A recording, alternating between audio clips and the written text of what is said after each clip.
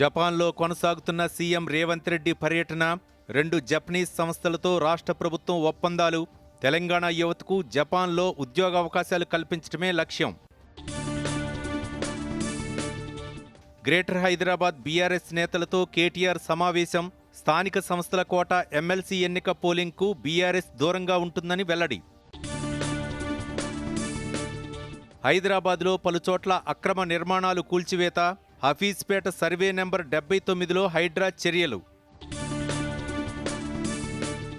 వక్ఫ్ చట్టాన్ని అమలు చేయాలని కోరుతూ హైదరాబాద్లో బీజేపీ ప్రదర్శన, ఎన్వీఎస్ఎస్ ప్రభాకర్ నేతృత్వంలో రామంత్పూర్లో ర్యాలీ. సౌదీ అరేబియాలో ప్రధాని నరేంద్ర మోదీ పర్యటించనున్నట్లు విదేశాంగ కార్యదర్శి వెల్లడి. 2 రోజుల పాటు పర్యటన, ద్వైపాక్షిక అంశాలపై సౌదీ అరేబియా నాయకత్వంతో మోదీ చర్చలు.